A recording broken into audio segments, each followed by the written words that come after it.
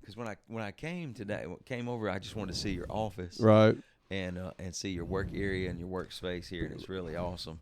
But I sat down and we started talking, and the cat jumped up in my lap, and all of a sudden I'm nuzzling this cat. In the original Godfather in the Right. '70s, the cat wasn't even in the script. Right. You had. Oh, you had really? I didn't know that. No, the cat was not in the script. So you had the Don sitting there about to talk to Amerigo Bonacera, which is the opening scene of the whole film, and this stray cat, just wanders up on the set, jumps up in Marlon Brando's lap, and that's the story anyway. Wow, That's what I've heard. So he just starts petting the cat, and so it became it became this incredibly powerful guy, just caressing this animal while he's talking about all these things, Yeah, that's the way I felt a few had minutes no ago. idea that was even a thing. Yeah, it was. So we were just briefly talking.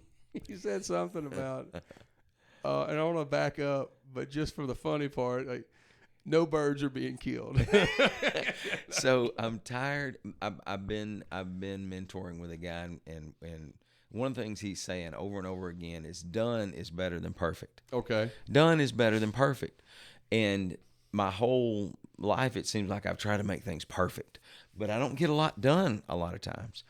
And I look at you, and you're getting so much stuff done. I mean, you're putting out so much stuff on social media, and I love it. It's amazing. I'm like, man, I'd love to do more of that kind of stuff. And I fight my own perfectionism. I want everything to be just right. And what I was talking about was, I want to do a podcast, but I want it to be a video podcast. Right. I don't want to just do a podcast. I want to do video podcasts. I want to kill two birds with one stone. If I'm going to make audio content, I want to also make video content. Yeah. And however, I've been trying to do that for a couple of years. I've killed no birds. I mean, no birds have been harmed in the making of this production. I know how it is. Yeah, birds be doing what they want to do. I want to kill two birds with one stone. Meanwhile, I'm waiting for two birds to line up perfectly so I can cast this stone and kill two birds with one stone. Yeah. Meanwhile, I'm covered up with birds. Yeah. And if I would just cast a stone, guess what? And I know it's an old analogy, but if I would just take action on something instead of trying to wait for those perfect moments, I feel like I'd get a whole lot more done. Yeah. And that's why I have so much love and respect for what you do, is because a lot of times you put it out before it's perfect or before it's even finished. Most of the time. Well, a lot of times, but that's okay, because done is better than perfect. Yeah. And then you're on to the next thing. Yeah. And I get so caught up with wanting to make things perfect, Yeah. And at least for me personally, like in music and that sort of thing. Oh, I want this note to be right. Let me sing it a dozen times. Get the note just right, or whatever the case may be. But meanwhile, not getting anything done. So my goal is to do more. Birds, just let's get some bird shot out. And that was kind of like this little 20-foot of fence that I built. Those that know me, I am not a contractual. I'm not a builder. Not a cutter of wood or anything like that. I'm that cut 3 times, measure once. Barely read a ruler thing. But this thing become a deal for me. Yeah, and it looks great. It really did. It become this mind block. It's almost like, and I don't want to get into cold plunging because you'd have so many people want to jump on that. But it become this mind block, dude, about, can you build 20 foot of picket fence? How hard can it be? Right. Well, it really, but I had studied about it. I had talked to some experts, talked to Robbie, had your daddy over here. Another expert. Ronnie, who's a really good builder. Ronnie Malcolm's great. But I had all of them come and do all this and kind of, and then I had Cody Thrash come over here. Mm-hmm. Jonathan Howig looked at some stuff because he builds, Jonathan doesn't look like a builder, but he's a builder, Yeah. And so I got ready to do the deal, and but it was still one of those things that I didn't buy all the material together. I went and I talked to Marty down there, and he said, "We're going to how many posts you need, Eric?" And I'm like, then we'll need 3. All right, what else? And I gave him a list of stuff I was going to need. He said, "You want it all now?" Like, no, I don't want it all now. I said, "Just give me the 3 4x4s and a bag of Quikrete, Yeah. And put those down." So everything was a stage, but as I accomplished, made sure everything was level. I had 3-foot level out in the shed. I didn't even know I had. And it sounds crazy for those that do that stuff all the time. Sure. But for me, it was just learning something new. And I'm kind of like where your perfection thing is. I've always been hung up in I don't want to stink at something. Yeah, and I exactly. don't want it to be a waste of finances if I go through and make a big mess or something like that. So, sure. But got it done, and it looks, I had it looks Zach, great. yeah, Zach Monroe come over and help me, put out some stuff and put the pickets out, and everything's great. But anyway, it's a really big win for me. I know it sounds crazy, but to do something that I wasn't at all in the realm of doing, sure, and doing great. I mean, it literally looks good. I know some people say it's only 20 foot, but it's really a pretty big win for me. Absolutely. To step out and do something that I had never done before. And it was really, now I feel like I probably rebuild my deck. The whole thing. I had honestly gone out there. We got a lot of broken wood around, and I got to look at it like, dude, I can replace this. Sure. I mean, all I got to do is take these screws up, put new wood down, I'm ready to go. So, bring it on handyman. It's amazing what a little, and you hate to use the word, we are always so careful what we say in the Christian world. We hate to use a little success to motivate you to do something different. But building this little fence has made me feel like I could just build the world. Sure, absolutely. So a win is a win is a win. Exactly. And that's the beauty of that. Yeah. Part of the biggest obstacle you had to overcome is what I had to overcome today. I got some new Ring doorbells, the little Ring video doorbells. And how hard can it be to install a Ring doorbell, bro? Right. I mean, it's 4 screws, right? Right. And so Chris had ordered them, and they're coming in, and I'm like, let me put these things up. I'll just throw this, I can do this in my pajamas, no big deal.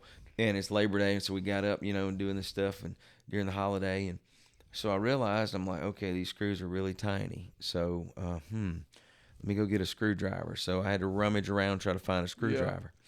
And then by that time, I realized, okay, man, this is going into hardy board. Right. So that's basically concrete. Yep. So I can't just screw this stuff into concrete. When I tell you it took me hours to put the 2 Ring door, well, the first one it took me to, but it wasn't putting up the doorbell.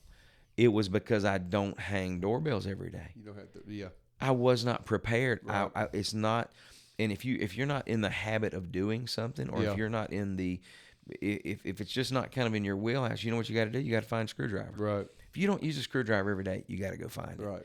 And then you realize, I have a drill, but it's not here. Right. It's down at my business, or it's somewhere else. So you pull out this old screwdriver that you used to install some light switch back in 1999, and the tip of it's bent, because you bought it over at Harbor Freight or something somewhere back then when things were trashy. And next thing you know, you've spent 2 hours trying to accomplish something. Yeah. You know how fast that second one went up? Yeah. Bro, it went up within just a few minutes. Yeah. And the first one would have, if it had just been something that I was a little bit more adept at, I was a little more prepared for. Yeah.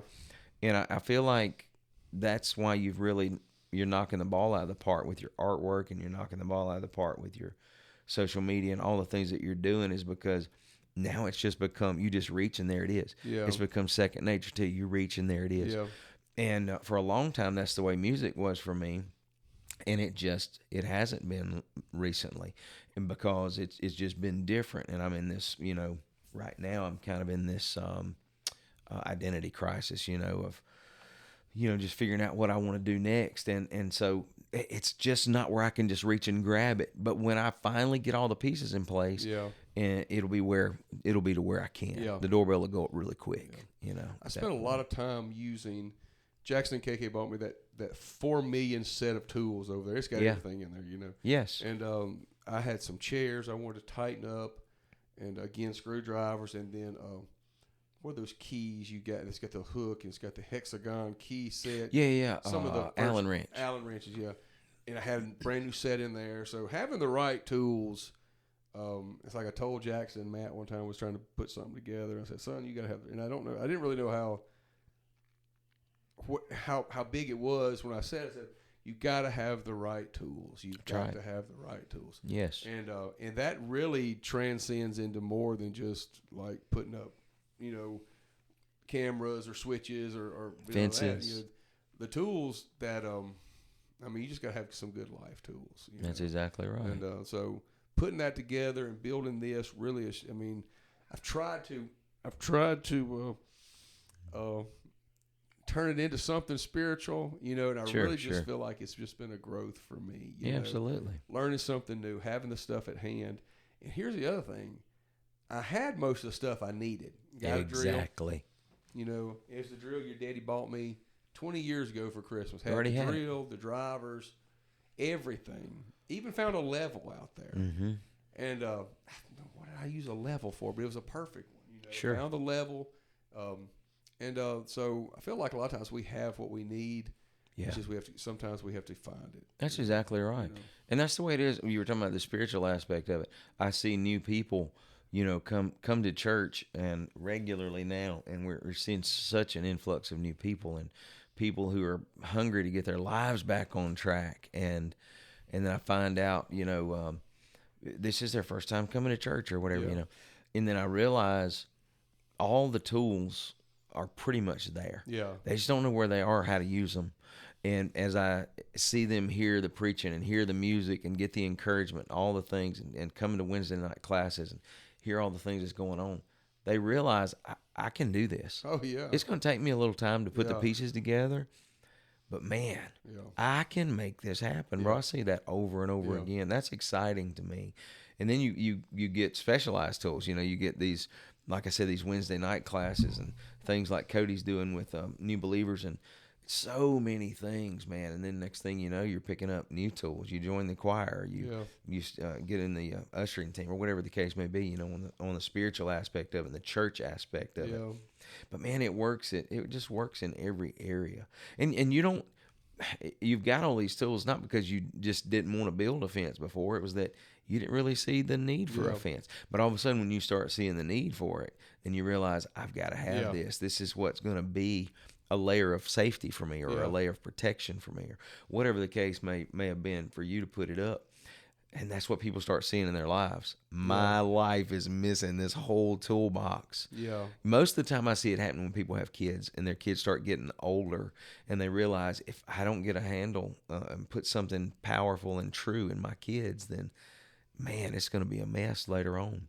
So many people find out too late. But it's good to see people that come into the church and realize the tools are all there. Yeah. They're all there. That's kind of what I figured out. I'm like, you've got this, you can do this. And Pastor always says that if it works in the physical, it works in the spiritual. That's right. And I really think that's just the biggest superpower cheat code. Yeah. Because if you're really looking for something to be encouraged with or whatever, you can just about take anything in the physical and put it in the spiritual. That's right. We were just talking. I guess what really got me on to just off the really just doing this really quick. So we didn't even plan this, but it was just the fact that, like I said, the birds were not being harmed or anything like that. But you've been doing some singing over some music and doing some video stuff, and you kind of told me a little bit about. It's not so much about building a social media following; it's more like building streams. Yes. Yes. And can you elaborate a little bit on that as far as what you're working on right now? Yeah, it just basically it's not trying to. Well, I'm not trying to. I know people, who are like social media influencers. You are, bro. You have a huge following, and I'm not saying you're trying to be an influencer. You found an outlet to reach people with what you love, which is comedy and all the things that you do, and serious side and art and everything that you do. And for me, my main thing has been, there's a whole lot locked up inside of me that I want to share with the world. But I've always had trouble like getting on social media because I guess I worry too much about what people think because I don't want people to think, well, he's trying to be an influencer or he's trying to do this or that. No. At the end of it, all I'm really trying to do is bring awareness to the music that I've created. And so it's so crazy because, man, I've put out a lot of music over the last few years, but nobody really knows about it because I say, okay, here's this new song, and you throw the song out there and you hope people listen. But the thing about it is nobody knows to listen. And if you don't tell them about it, how are you going to tell them about it? Well, back in the old days, they would take out newspaper ads. They would put ads in magazines. You would get on the radio and there was so many things that you would do. Now, all of that is social media, every bit of it. And so what I'm having to do and work through is figure out how how to try to bring awareness, to the music. And so my thing is, I'm not trying to be a social media influencer. And it's always painful for me to turn a camera on and, like put myself out there in front of that camera with music, because it's just the whole idea about, I don't want people to think, who is this guy trying to be? Nobody. I just want you to listen to the music. Yeah. And this is the only way that I know to get you to listen to it, Yeah. and so that's kind of what I'm working toward. And I did some stuff today and made some content and some reels and stuff. And I'm like, I had to keep asking myself, do I look stupid? I mean, is this dumb? Is this ignorant? But if it brings someone to listen to the music, Yeah. it's kind of like, preaching is foolishness, The preaching word is says, foolishness. Yeah. And so when you think about it, it really, it's sometimes it's the foolish things that bring people to the truth. Yeah. And so that's sometimes, you got to look a little foolish, and I look kind of foolish. But if it gets the message out and it lets people listen to the message, and people say, I think I want to listen to that song. I saw a little bit of that, so I'm going to listen to the song, or I'm going to add it to a playlist, or I'm going to share it with somebody. That's really what it's all about. That's really, to me, that's what it's all about with the social media. Yeah. We have a big deal coming up, and I guess we never really, I don't know if you really saw it coming or anything like that, but the Forgotten Country. Oh, yeah. I don't know how much, I guess it's out there, as far as we'll be performing that at the Mississippi State Fair. That's right. In October, was the 8th of October? I believe. I'd have to look at the date. It's the Wednesday. Let me see. It is the Wednesday. Yeah, 8th October. Yeah, I believe that's right. Yeah. Looks like we'll be missing prayer meeting that night. It is the 8th of October. That's right. So the Mississippi State Coliseum during the fair. And what's crazy about it is, man, I put that, Andrew Howard and I were actually working together at the school, and we were doing an event at the church. It had called, it was like Forgotten Country, but it was basically just to honor and recognize military personnel, bring people in to speak, that sort of thing. And we were like, man, wouldn't it be cool if we actually had a drama? And we started talking about it. And the more we talked about it, I'm like, I want to do that. Yeah. And so I did. I wrote this thing and just pulled characters from the past. And it's about 50 minutes long, And it's all based on all true characters and everything. But what's funny is, man, we've been doing that now we've probably been doing it for 12 or 13 years, 14 years. I'm not even sure how long we've been doing it. Yeah. But it's incredible that now, yes, after all this time we've been doing it, I actually redid some of the graphic part of it this past time. Literally spent weeks working on it. Didn't even know why. I'm like, why am I spending all this time? I just want to make it better, you know. And then come to find out, the commissioner was here and actually saw it. The ag commissioner of the state of Mississippi came to see it, and so he's like, man, this is going to be our thing for the state fair. Yeah. And so anyway, it just turned into something a lot bigger, than I ever saw coming, I guess. And so I tell you, I shared this with Praise Team and the platform staff before we went in yesterday. I saw something on social media last week, I think, and it got me thinking down this path. But the last thing we saw Jesus at 12 years old. Right. He was 12. And the last thing you see is him sitting there teaching at the temple. I mean, you've got this, not even a teenager, Sam, your little nephew Sam. Yeah. Mm-hmm. Is 12 years old. Right. It would be like Sam sitting there at the conference room teaching all the great theological minds of today. It would be like, pastor and all these great men of God just gathered around him saying, tell us more, Sam. Tell us more, 12-year-old boy. And then all of a sudden, he just goes off the radar. Yeah. You don't see or hear from Jesus until he's almost 30 years old. Yeah. Or 30. He's hidden for another. Well, what was he doing? Yeah.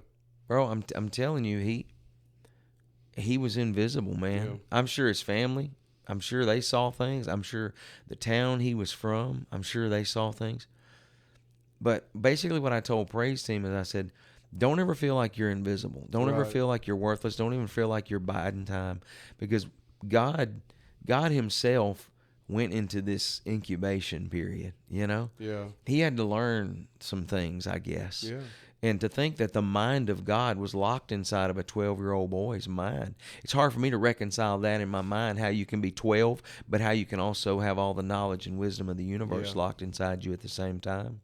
But he did. And you know what he did? He chose obscurity. There's nothing written about him. And so there's nothing wrong with obscurity. But Jack, when it came time for him to start ministering, whew, did he ever. He changed the whole world. And so that's, and part of me is, I told the people there in that room, I said, that's kind of the way I feel sometimes. I feel like I've got all these things that I want to say and share, but I feel like it's not time to share them. Yeah. If Jesus had started speaking out when he was 18, 19, 20, 21, 22, 25, even 28, he had all the wisdom and all the knowledge. The thing about it was, Eric, it wasn't his time yet. Yeah. You know when it was his time? When Pilate was governor. Yeah. When Herod was on the throne. When crucifixions were becoming common in Jerusalem. All of these events had to align. And Jesus was just waiting for his time. Yeah. He was waiting for that moment. And he was learning. He was learning, and he was probably doing the miraculous, but on a much smaller scale. But when the time came for him to minister, when the time came for him to fulfill his purpose, nothing could stop it. Right. Even though he had been in obscurity. Yeah. And that's what I told my team. I was like, don't ever feel like you're in obscurity, because you're just getting ready for what God's getting ready to unlock. It's just not time yet. Yeah. Give it the time. You keep pursuing God, keep pursuing the righteous things, keep pursuing all of that. And I kind of feel like that's where I'm at in my life right now. I feel like, you know, a lot of things that I've wanted to do that I haven't done yet, it's simply because it hasn't been time to do it. Exactly. And now it feels like it's time. Yeah. So anyway, definitely not comparing myself to Jesus. What I'm saying is, sometimes obscurity, it's for a reason. Yeah. You know, it's for a reason. Yeah. So I think with our generation, and I've gotten hung up on generations here lately, especially our generation. And I can't remember what band it was that said that we ain't talking about your generation or whatever. But anyway, it seems like the Gen X guys, the kids, that's us, you know, really have more momentum now than. And I guess it's when you said something about, you know, Jesus took an 18-year gap to do, you know, do a lot of things, but not really do. Like now, I really feel like that it's like I read somewhere that the 50 and above crowd, the Gen X crowd, is they're profitable now. Yeah, they've become profitable. Mm-hmm. As far as and I guess we could see it in our parents. You know, once you get some years on, you get a little sense. Things start sticking to you, and you start collecting some knowledge, you start collecting some assets, you start really moving into that next place in life. That's right. So I feel like I thought my dad was old at 45. When I graduated high school, he was 45 years old, and I just knew he was ancient. Sure. You know? And but obviously at 45 you're not. Mm-mm. But there's just a big push, like influencers. And I think that's been given a bad name. Sure, exactly. I think if you're doing it for the right reasons, it's not. But I mean, I think if you're doing it for the right reasons, it's like I want to influence people to do good, or to think good, or to speak better than they normally did, you know, or whatever. So, but there was this. You said something a few minutes ago, and I found I had this written. I printed off this tweet that happened the other day. It says, Marcus Aurelius said this. He said, "It never ceases to amaze me. We all love ourselves more than other people, but care more about their opinion than our own." There you go. You know, and which someone got on to me the other day about liking my own post. Everybody's always got on to me, and I'm the first one to like my own post on anything I do. I love yourself, you know. That's right. But you said something about you're worried about other people, and thinking about what you said, but that come to my mind is like, why do we care about other people's opinions so much? Yeah. I see it not in what we do in social media and what we do online. So like that's a small part of life. Right. But I've seen that so much when people try to make a move towards God and try to make change in their life or something like that, automatically, and it happened to me 25 years ago. Thank God it was not a big deal, but automatically start thinking about what people think about my personal decisions on religion, the way I dress, what I eat, what I don't, and all that. So anyway, I thought when you said that you may want to elaborate a little bit on that. Why do we care so much what people think about us? Man, whew. That's great. I don't know. While you were talking, I thought about one of my favorite quotes by the philosopher Epictetus, who said, "If evil be said of thee, and it be true, correct thyself. If it be a lie, laugh at it." Yeah. Now, bro, no truer words are ever spoken. Yeah. So if people have a problem with you liking your own post, you know what you said? You know what? If I don't like my own work, Right. who else is going to like it? Yeah. That's laughing. Yeah. That's laughing at them, because that is the truth.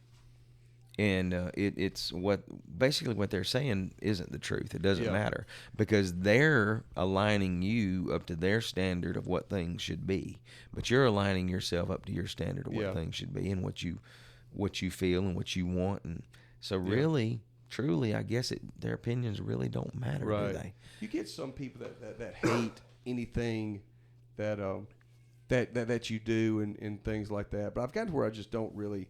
I'm going to do what I want to do or what I like to do. And but anyway, I got to think about that, why we think so much. I know that's a big deal for some people. Like, what are people going to think? And, Adam said, they're all going to laugh at you, and that. But we shouldn't really worry about what anybody, as long as we're doing good. Obviously, if you're out there doing devilment, you really should probably get someone's opinion in your life. Oh, yeah. But, if you're doing everything you can to move forward and have a good life and create a wonderful place for your family, I don't think anything. We see a lot of new converts come in, and you just see it on, like, man, someone's been in my ear talking about this, talking about that, So I just want to get your opinion on that. Here's another interesting tweet that I wrote down and put in my book. And I don't really know this guy, but he said something. He said, "You are your own lab rat. Experiment relentlessly." Mm-hmm. And it's like, go vegan, go then carnivore, sleep less, sleep more, work in complete silence, then with big music, which then he goes on to say, run 10 miles every day. That'd kill me. But anyway, I guess what he was basically saying was like, create your own set of circumstances, your own set of standards to work by, That's right. And I know in the creative sense of it, I know what you've been doing is trying to, you're trying to put out, you're studying, studying on how I can do this, get my message out and things like that. Have you put yourself into a set of standards? I know you have. You've done some new things. It seems like every time you look up, you've got a new class going, songwriting class, and you're teaching another class and all that. Do you ever put yourself into like a lab rat mentality? Like, I'm only going to do this, see how that works. I'm always doing that with a diet. It seems like I've always got like, well, I'm just going to eat meat from here on out, and then I'll work that. But now I'm just going to eat cupcakes or whatever. Seems like we're easy to do that.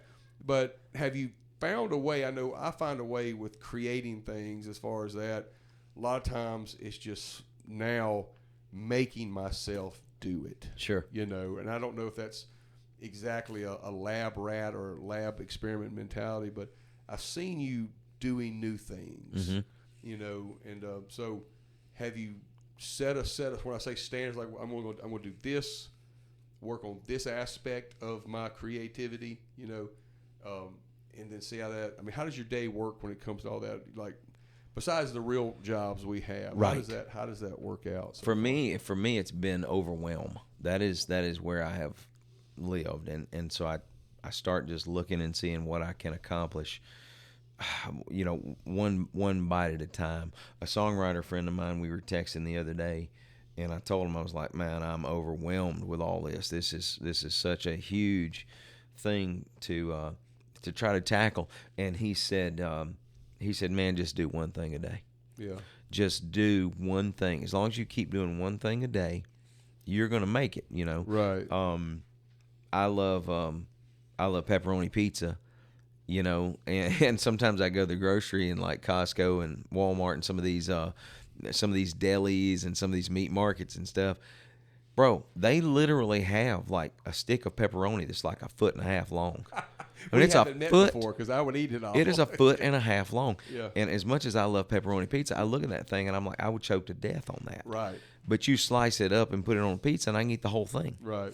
Because I'm eating it one bite at a time. Yeah. And it's very thinly sliced. And so that has kind of been my thing, is because I'm overwhelmed with work, yes, multiple businesses, overwhelmed with obligations and duties and in ministry, yes, overwhelmed with all that. Man, it can be so overwhelming. And then I look and say, okay, these are the things that are important to me and I care about them. But then there's also that creative side of me, and I'm like, I want to nourish this as well. Sure. So how do I do all that? I literally have to just shave off a piece here and shave off a piece there. Because if I just pick that stick up and just take a bite, Yeah. it's going to choke me. Yeah. And that's where I've been. That's the old adage is, how do you eat an elephant? One bite at a time. Right. And that's the way I use my little pepperoni analogy. That's the way I feel it, because I've never eaten a whole elephant, but I've probably eaten a whole stick of pepperoni. Right. Yeah. And because I sliced it up. And yeah, put it on some pizza and put it in with some other things, you know. So whereas if I just sat there and ate the little slices of pepperoni, probably would have made me sick. Yeah. But I put them on a pizza and spread them out, and the next thing you know, I've eaten half a stick of pepperoni. But with that was cheese and sauce and the bread, and all of a sudden I'm enjoying what I'm doing because it's sprinkled. It's not like a chore anymore. And so that's what I've been trying to do, is figure out a way to have fun with it. Write songs that I like, put out music that I like, and that's kind of where I'm at right now, is settling on that, you know. But I'm honing that in, and when I do, I'm gonna slice it up. Yeah. And that's been the thing. So man, you gotta, if I today had to completely update a website, and I had to completely plot out a 6-month social media strategy, and I had to write 10 songs, and I had to publish and produce 10 songs, and I also had to sing those 10 songs, and then if I also had to plan on all the social media posts for those 10 songs, and I'm not even talking about my normal things that I do at the trucking office and the framing shop and all the other things that I do every day. If I thought I had to do all of that stuff, create a brand new website, and okay, let's make a playlist on Spotify, let's do all the things that go into music branding, bro, I would choke. Yeah. I would choke to death. But slicing it up, one slice at a time, that has been the only way that I've been able personally. So I do experiment. To see, can I do this? And sometimes I fail miserably. Yeah. I've spent a lot of time. I spent a lot of weeknights over the past couple of months experimenting with things that did not work. It just didn't work. Yeah. I tried it. It didn't work. Yeah. That doesn't mean I'm not going to try it again in a different way. But what I did, I felt like I wasted those nights. I feel like I wasted that time. And that's frustrating. Yeah. Man, that's frustrating. But I did not waste it if I learned from it. Yeah, and that's what all the big guys are saying, like, you know, like nothing that you don't waste anything that you eventually, if you learn something from it, doesn't matter. You know, I dove off into epoxy resin pouring a couple of weeks ago, and I failed miserably at the first one. I mean, it just wasn't very good. The second one, I just threw something together and wound up with this very nice paperweight. I took a crushed action figure of Walker's. I put in a tin can, drink can, and poured the resin in there. I'll have to show it to you later. It's great looking. Obviously, it's something I want to try to do more of. Mm-hmm. But yeah, I mean, I probably spent $40 on the materials, you know, and so. But I've learned a little thing. You know, I've learned, like, hey, you don't need to put it in. You know, you need to make sure the containers you're putting it in, like, you know, it has a great shape to it. If it's in a tin can, then you got to snip it all away, and you're gonna cut yourself and things like that. And Bobby, I had him build me a little frame over there. I'm going to do one in, but now that I've built this fence, I feel like I can build my own frame. Sure. I wish I'd have found this thing I wrote down here. And anyway, I don't know who said this. It's Rumi is whoever said that, but it said, I wish I would have had this earlier when you're talking about sort of like the 18 years that Jesus was not. Anyway, this quote said, "The quieter you become, the more you're able to hear." Yeah. You know, and sometimes I feel like that. That's one of the main things, maybe with with not say a generation just going forward in life. It seems like there's not many times that you can just be quiet. Exactly. Someone's always wanting to, like this cat. There's a cat that wants in the door right now. This cat wants in, you know. But there's always one paw stuck under the door. He's got right a paw there. in there. I knew he would. It's great. He can pop back up in my lap, and I can pretend to be Don Corleone it's again. hard. It's like we fight. I feel like I fight time just not to say anything. Exactly. You know, if it's not on the phone with someone at work or people calling or I've got to where I answer to Dad no matter what kid calls. Yeah, You know, exactly. Dad, I'm like, hey, you know. So it's like I looked at that quote and I'm like, well, when is it that you could find time just to be quiet? You know, obviously we have to sleep or something like that, but there's got to be another time. It seems like there's hard to find time to say nothing and just listen. Yes. You know, because obviously if you're listening, you're either doing it, you know, like we're doing tonight, talking, or you're listening to something, you know, but just to shut everything off just for a brief moment and just be quiet. Finding those times has been and I find it here in this little room I've made here. Sometimes I just come in here when everybody's asleep and do nothing. Sure. You know, just absolutely say nothing. I leave my phone by the bed. I don't even bring it in here. I don't even turn on the computer. I just set to do nothing and just think. Yeah. And I think that's kind of a lost space in 2025. I don't know if you got any thoughts on that or not.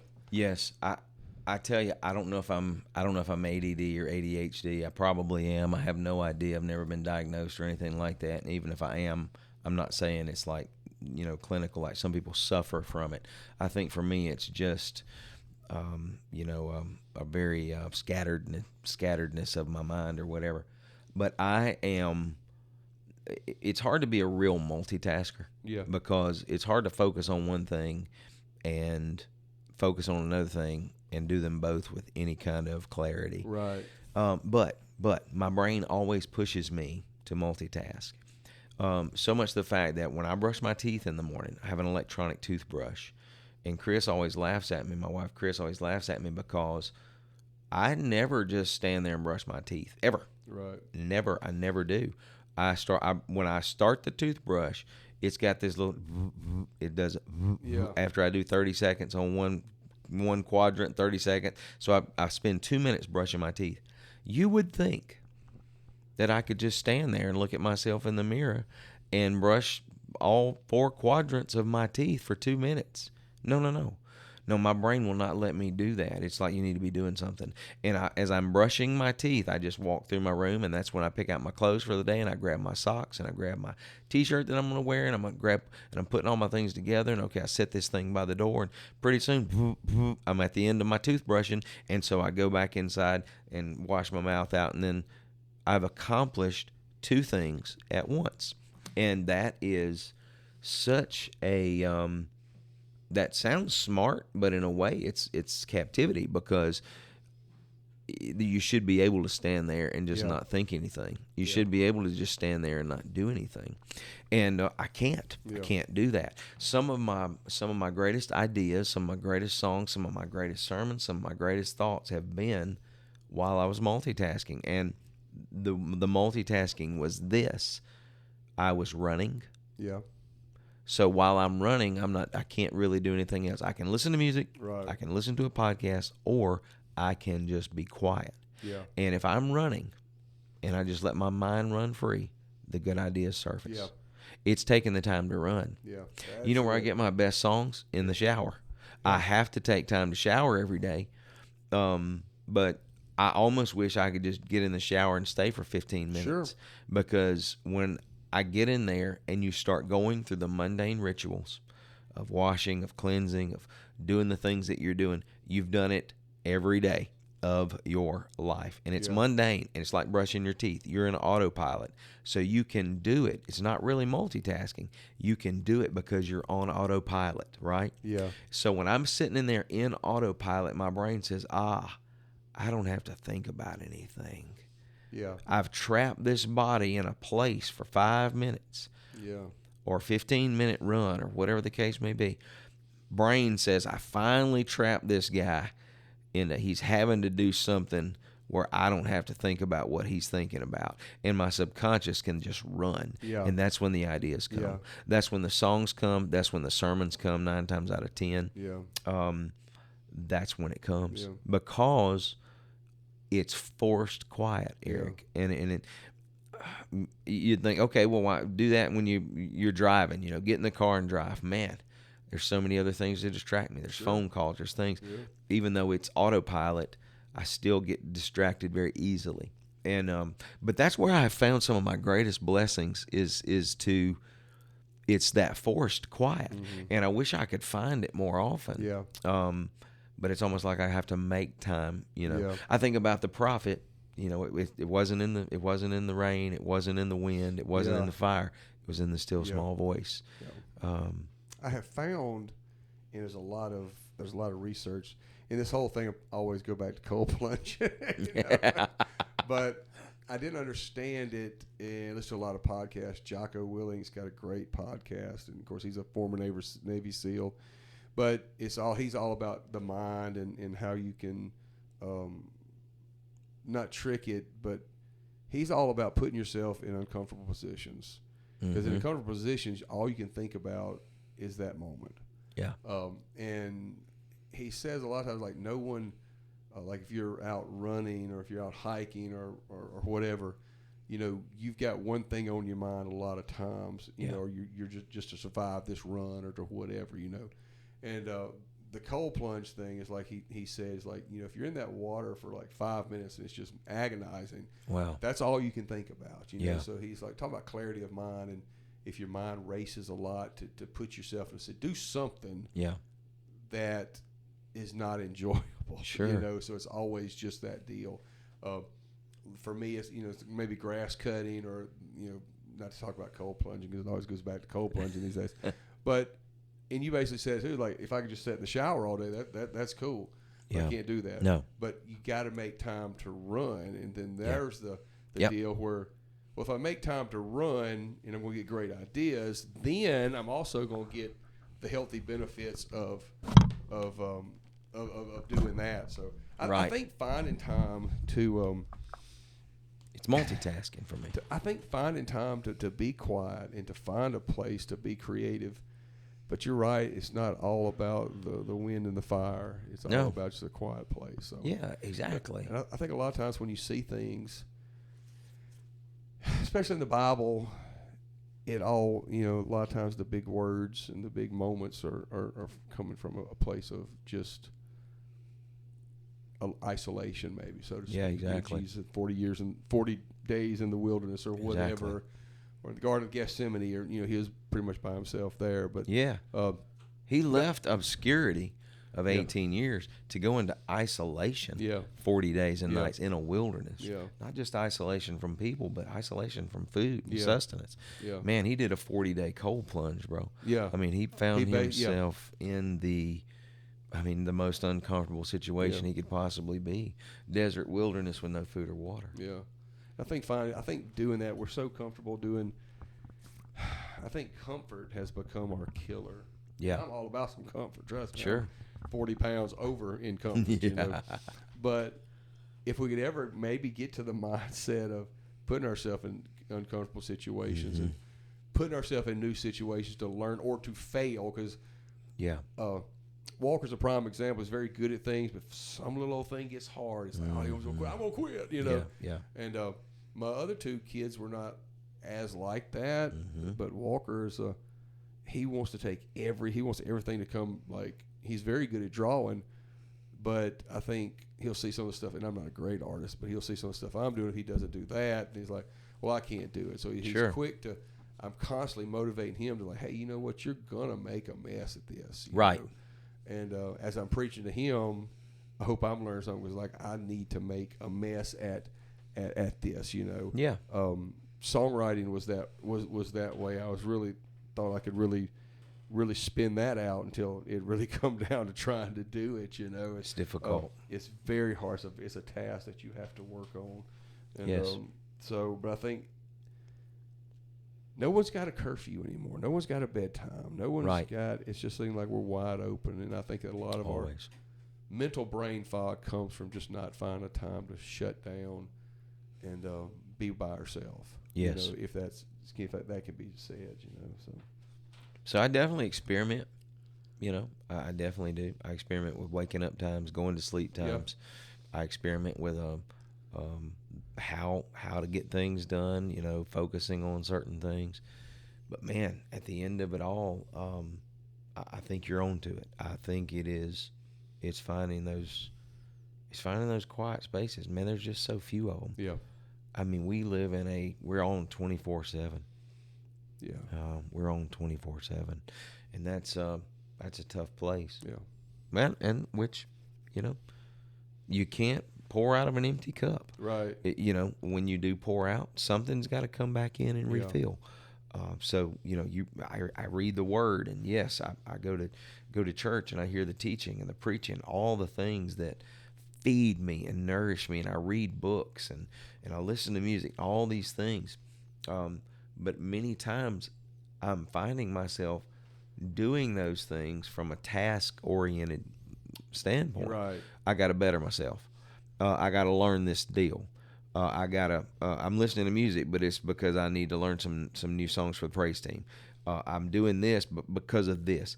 How often is it simply because, okay, this is what I'm enjoying this. It's replenishing. I think you got to take those as well. Yeah. You know, I think that time has to be there as well. Yeah. So, A win is definitely a win, and I think you're exactly right. It goes back to a win is a win. The thing we first talked about was a win is a win. So, bro, we've been going 45 minutes, dude. I appreciate your time tonight. Oh gosh, man, I've enjoyed it. And I knew if we didn't, it's been very telling to me. Yeah, if we didn't pop on the mics, I knew because we'll just get together and talk every now and then. And so much, you say so many good things, you know. We've done a dozen podcasts that we never recorded. Yeah, well, we got this one tonight. So. Yeah. But yeah, I mean, it was good. I mean, I think I don't know, things are starting to things have always meant something to me. And I guess it's not mean so much things as in material things, but just finding a quiet time for yourself. Man, you know? yeah. And I think about, I don't know, it's got to be more than just the 5-6 hours you get of sleep at night. Oh, absolutely. I think finding time to recharge, and you know, even in, I mean, we're blessed enough to go. We all go on vacations once a year. We all go somewhere, and we probably. But I don't really know if we ever. No, even then you're running around with that, you know. Yeah, you're running around doing stuff then. But it's finding that place, man. Yeah, that may You're be exactly something right. we need to teach on more. Anyway, dude, I love you, man. I appreciate it. You too, bro. Enjoy being a part of it. Yes, sir.